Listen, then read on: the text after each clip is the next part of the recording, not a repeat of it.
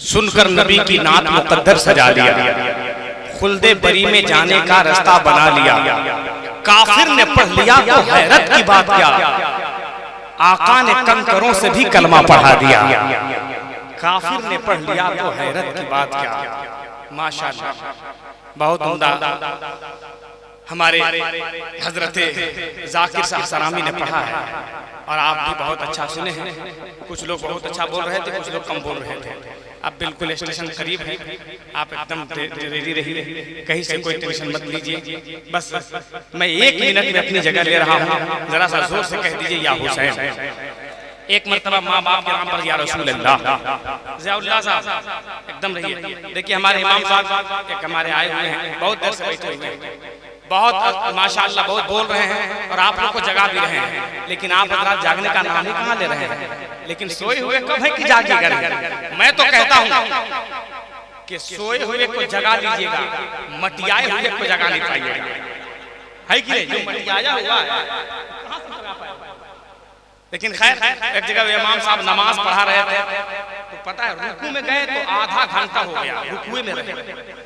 कितने के घुटना में दर्द, कितने में एड़ी में दर्द, कितने के कमर में दर्द।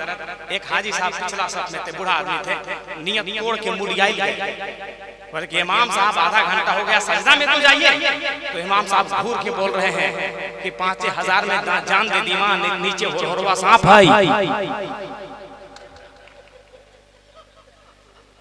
समझे। या अल्लाह, ये 10 टकीवा से तो हम परेशान हैं।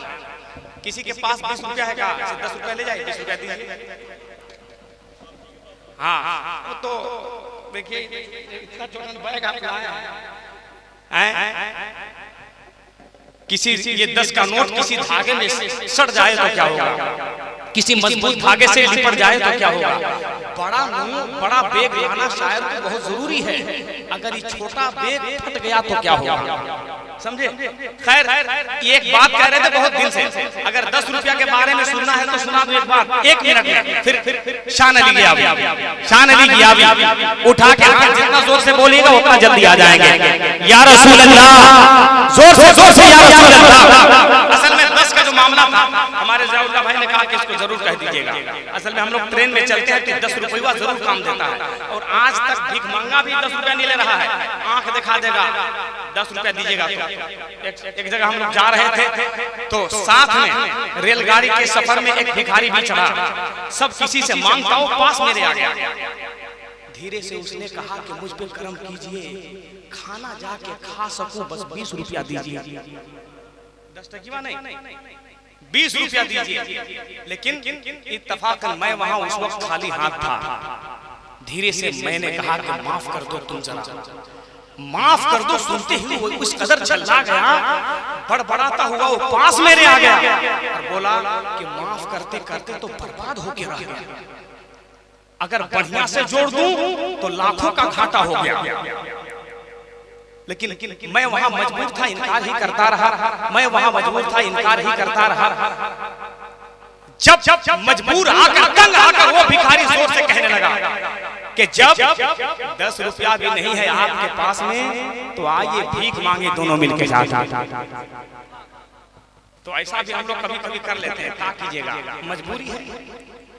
अल्लाह का करम है, ये माँ बाप वाले हैं, माँ बाप के करम से अल्हम्दुलिल्लाह जो जवान होते हैं, जिसके ऊपर माँ बाप की दुआ हो जाती है। शान अली गियावी वो माँ का बेटा आ रहा है जो इंशाअल्लाह आपको यहाँ से उठावेगा और चौथे आसमान पे पहुँचा देगा। तैयार हैं आप लोग? तैयार हैं तो एक हाथ माँ के नाम पर उठा लीजिए, एक हाथ माँ के नाम पर, दूसरा हाथ बाप के नाम पर उठा लीजिए। वही उठाएगा जो माँ का दूध पिया है, जो डब्बा का दूध पिया है बिल्कुल नहीं उठाएगा। आवाज नहीं है, थोड़ी सी आवाज, थोड़ी सी आवाज। शायर हिंदुस्तान शान अली गियावी, नारे तकबीर। इस हिंदुस्तान के चहकते और दहकते हुए लहजे के लिए 4 मिसरा हसन फैजी पढ़ देना चाहता है कि पहले जब कभी नात का स्टेज सजाया जाए, पहले कुछ फूल बरेली से मंगाया जाए। बुलबुले बाग़े मदीना का लक़ब अच्छा है, काश यही कह के क़यामत में बुलाया जाए।